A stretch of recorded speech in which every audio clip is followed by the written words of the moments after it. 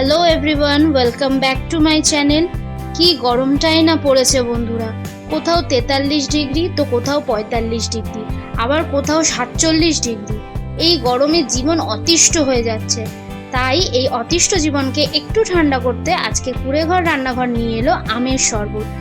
শুধু আমের শরবত দিয়ে ঠান্ডা হবে না, নিজেদের চারপাশের পরিবেশকে সবুজায়ন করতে হবে। তাই যত বেশি পরিমাণে পারবে সবাই গাছ লাগাও, যাতে পরবর্তীকালে এই গরমের হাত থেকে আমরা সবাই একটু স্বস্তি পেতে পারি। তাহলে চলো আর কথা না বাড়িয়ে শুরু করা যাক আজকের রেসিপিটা। আমের শরবত বানানোর জন্য আমি প্রথমে দুটো কাঁচা আম নিয়ে নিয়েছি। আমগুলোকে খুব ভালো করে ধুয়ে নিয়েছি। এবার গ্যাস জেলে গ্যাসটাকে একদম লো করে দেবো। তারপর এই জালির মধ্যে আম দুটোকে রেখে দুটো আমকে খুব ভালোভাবে এপিট ওপিট করে পুড়িয়ে নিতে হবে। আমগুলো যাতে খুব ভালো করে ভেতরটা পুড়ে যায় সেই জন্যই আমি এটা লো আঁচে দিয়েছি। দেখো আমগুলো পুড়ে গেছে খুব ভালোভাবে, আর মাঝখান থেকে ফেটেও গেছে, তার মানে খুব ভালোভাবে আমগুলো ভেতর থেকেও সেদ্ধ হয়ে গেছে। এবার আমগুলোকে একটা ঠান্ডা জলে রেখে একটু ঠান্ডা করে নেব। এরপর আমি আমগুলোকে ছাড়িয়ে নেব। আমগুলো ছাড়ানো হয়ে গেছে। আমগুলো খুব ভালোভাবে আমার ছাড়ানো হয়ে গেছে। দেখতেই পাচ্ছ আমগুলো কতটা ভেতর থেকে সেদ্ধ হয়ে গেছে। এরপর আমি হাত দিয়ে আমগুলোকে আটি থেকে ছেঁচে নিলাম।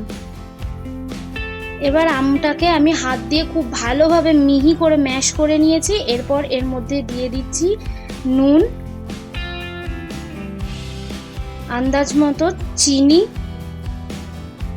চাট মশলা, গোলমরিচ গুঁড়ো আর দিচ্ছি বিট লবণ দিয়ে সেটাকে খুব ভালোভাবে মিক্স করে নিচ্ছি।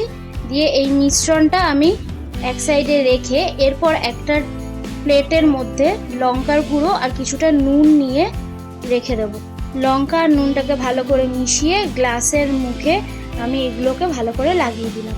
এরপর আমি গ্লাসের মধ্যে জলজিরা দিয়ে দিচ্ছি কয়েক টুকরো বরফ, তারপরে দিচ্ছি আমের মিশ্রণটা, তারপরে দিয়ে দেবো ঠান্ডা ঠান্ডা জল। এরপর আমি এটা চামচ দিয়ে মিক্স করে নিলাম।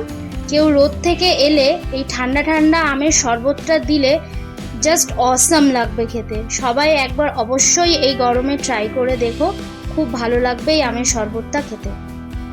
এই আমের শরবতটা যদি তোমাদের ভালো লেগে থাকে তাহলে অবশ্যই লাইক, কমেন্ট আর শেয়ার করো, আর সাবস্ক্রাইব করতে ভুলো না। ডেসক্রিপশন বক্সে আমার ফেসবুক পেজের লিঙ্ক দেওয়া আছে, সেখানেও গিয়ে অবশ্যই চ্যানেলটিকে ফলো করে দিও। তাহলে আজকের মতো টাটা।